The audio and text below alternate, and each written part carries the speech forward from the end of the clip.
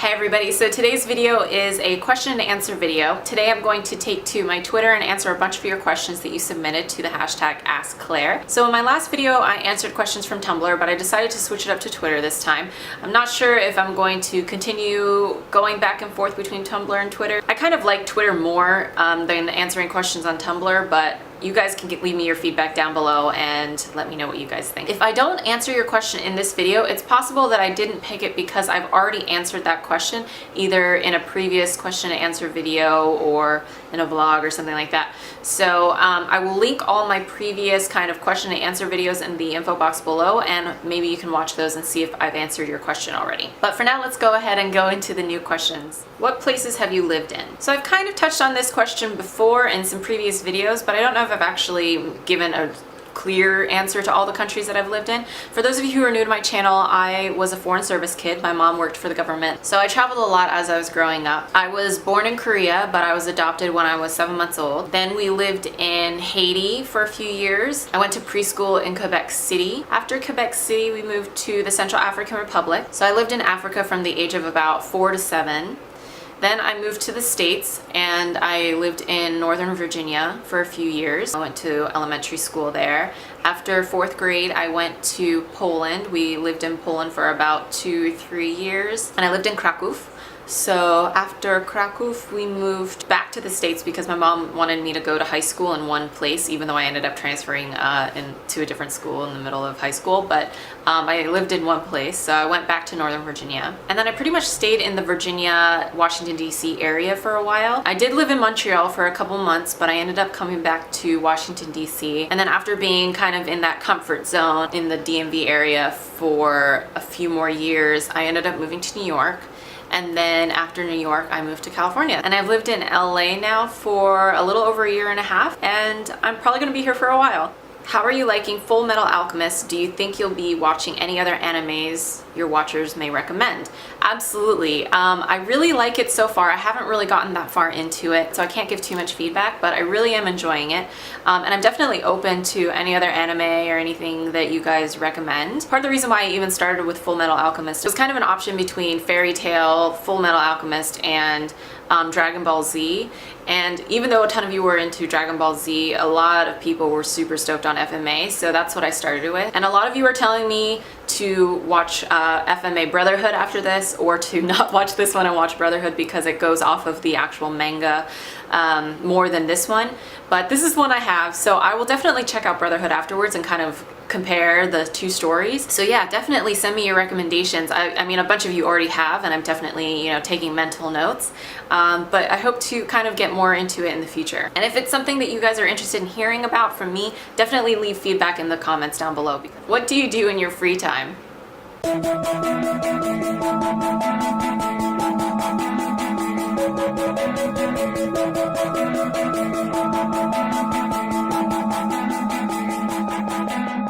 If you could go anywhere in the world for free, where would you go? So at this point, I think I would travel pretty much anywhere overseas if it were free. I need to update my passport. I have still never been to Australia or New Zealand, and I haven't really spent any time in Asia. In an ideal world, I would be able to visit Korea, but also take the time to visit all the surrounding countries in Asia as well.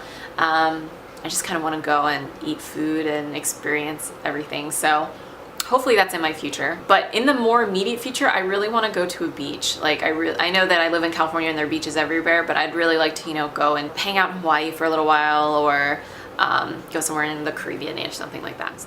Weird question. Where do you keep Bruce's litter box? So this is Bruce's litter box right here. It's in my kitchen in the little corner. He has his little water fountain right there, a little dish. I don't think I'm the only one that's not crazy about looking into a litter box whenever you don't have to, so I bought him that little house, and I think I got it off of Amazon, so I'll leave a link for it down below if you guys are interested in getting it. But yeah, that's where he poops. Where do you see yourself 10 years from now? What is your favorite song at the moment, and have you ever fallen in love? Okay, so where I see myself in 10 years, I have no idea. I don't like to think that far ahead. I don't even like to think about where I'm going to be next year because I've been totally blown away by the year that I've had so far. I think that it's more fun when you're a little surprised. I mean, in the more immediate future, I would like to find an apartment that I really love, and then I'd like to be there for a couple years, but that's pretty much the only thing that I've planned for the next couple years. Sorry if the light's going in and out because I think it's starting to go down a little bit. lot, so I'm gonna brighten you up a little bit. What's your favorite song at the moment? I've pretty much been listening to Alt J nonstop since I've come back from Chicago and seeing them at Lolla, and particularly the song Dissolve Me. Have you ever fallen in love? Yes, I have. I've probably been in love twice in my life.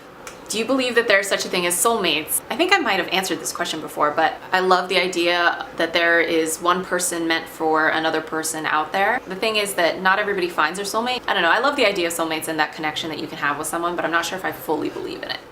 What's an alternative name for Bruce?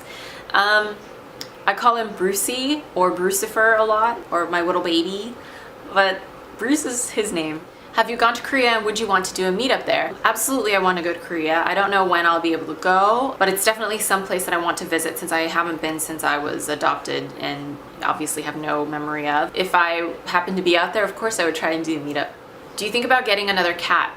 No, I don't want to get another cat, but I definitely want to get a dog. I've been talking about it for a while, and a lot of you guys know that I really want to get a French bulldog. So I've definitely been doing my research and stuff like that, and I'm hoping in the next couple years I'll be able to add one to my family, my little family, because I think Bruce would really like having another friend around.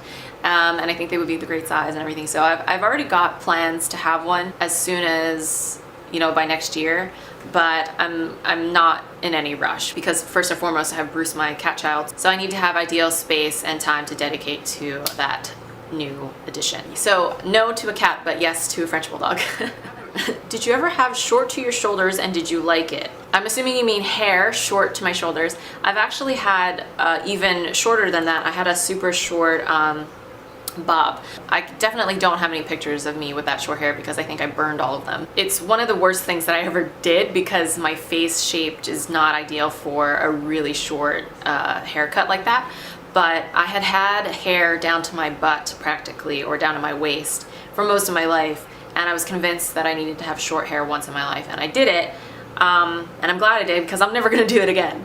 You once mentioned that Jen Im encouraged you to keep doing videos. Why did you want to stop? Yeah, actually, the first time I ever met Jen, she had asked me if I did YouTube videos, and I said, not really. I had done a few and I had a decent number of subscribers, but I just kind of hadn't found my way about how I wanted to do it. And there were just a lot of things going on in my life that I just wasn't sure if it was something I wanted to stick with. But she was very encouraging and she pretty much was like, no, don't stop, keep doing it. And I did. The thing was that I think that there are so many beauty gurus out there and there's so many people that do lifestyle blogging and stuff like that, that I wanted to find my own way of doing it. So I just kind of needed to find my way of doing things and find out what I liked to make my channel more fun for me. I guess I just wasn't having as much fun when I first started, and now I'm having tons of fun doing it. So I'm glad I stuck with it, and thanks Jen, I tell you all the time, thank you for encouraging me to keep doing it. If you had to either get rid of Bruce or not be a makeup artist anymore, which would you choose? I would never get rid of Bruce. If my apartment were burning down, Bruce would be the first thing that I would grab. What are your mom's thoughts on your tattoos? She seems very cool and understanding, but I'm quite curious. My mom definitely wasn't super cool with the idea of me getting tattoos when I first started getting them. But when I first started getting them, I pretty much kept them in areas that nobody would really see. And then I got my first one for her on my arm, like this one right here. I've talked about it in my tattoo videos and stuff. So she couldn't get too mad at me. I remember one event in particular where we were at baggage claim at an airport. I don't remember where we were coming back from, but she saw a man with like ripped off sleeves on his shirt. And I don't mean any offense by this, but this was the tattoo. I think it was an alligator or a crocodile coming out of his arm, like it was ripping his way through his arm or whatever, kind of along this area. And she kind of just looked at me and she said, you know what? I'm not crazy about tattoos, but at least you don't have that. I think she eventually understood that I wasn't getting nonsensical tattoos, at least nonsensical to me. And eventually it got to the point where she couldn't really do anything about it. They were there, so she accepted it. And I mean, that's just kind of my mom in general. She accepted me for me. And eventually she got to the point where if I had a new one, she wouldn't notice it. Like, I think I got my chest tattooed and she had no idea. Even though I had shirts that exposed them, she just didn't, it didn't kind of compute for her. She was just like, oh, you know, I know you have tattoos, so what does it matter where it is anymore, you know? So my mom was pretty cool. So that's it for this question and answer video. I hope you guys enjoyed it and that I answered a few of your questions. If you guys have any other questions, feel free to take to my Twitter and hashtag your question, Ask Claire, and maybe I'll answer it in my next video. Bye.